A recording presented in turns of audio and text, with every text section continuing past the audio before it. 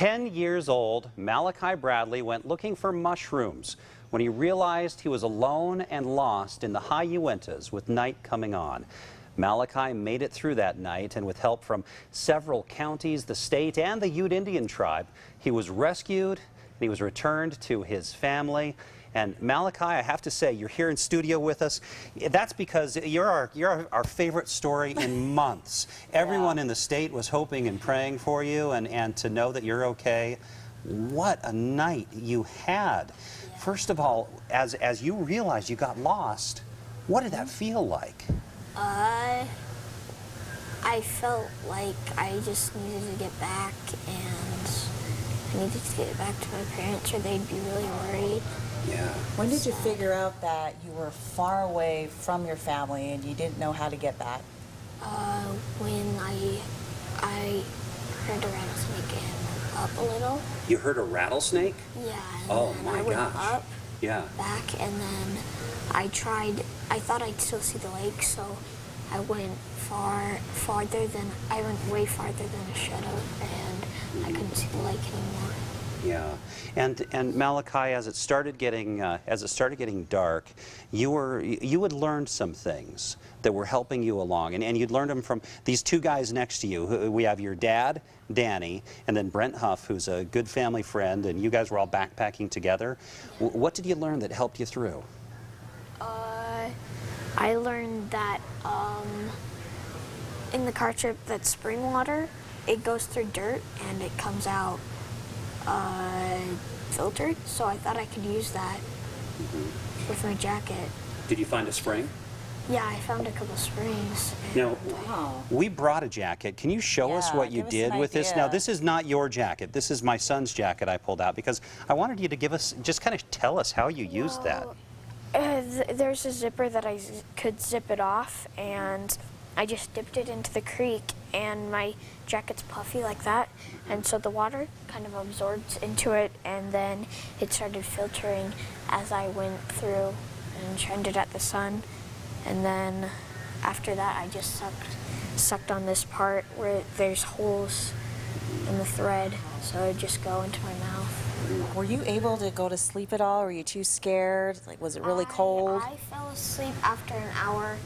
I had an hour's sleep, and I just knew if I wanted to hike and get really up in the mountains, I needed rest. So. In the meantime, Danny and Brent, you guys were looking frantically for him, and I wonder, we were looking at those images, and maybe we can even show that again, of Malachi getting off of that helicopter. When you see that video, what's going through your mind, Danny? Yeah, just the instant relief that I felt. When I saw his face through the window of the helicopter, it was just amazing. The feeling was truly amazing. So, Yeah, how could so you be happy. mad at that point, right? You're just No. grateful to have him back in your No. arms, and you were just so worried. Yes. Now Malachi said that he slept. Did you guys get any sleep that night? Yeah. Yeah, we got a little bit. We searched most of the night, but we ended up making a fire, and it was really cold. Yeah. And it was at that moment that we really felt concerned, just knowing that he was out there alone. Danny, when it got that cold, where were you? Describe the situation you were in. So we were near. I'm sorry, instead of Dan, I meant Malachi, and what situation he was in. You used some rocks. I was in the middle of a couple of rocks that were shielding me off from the wind. Yeah. So, yeah, that helped keep me warm. And Danny, at that point, you didn't know that he was shielded from wind, and you're sitting there by a fire. And were you able to stay positive? It was truly a challenge. It really was. Every time I wake up and realize how cold it was, just worried about him and how cold he might be, because I had a fire and I knew that he most likely did not.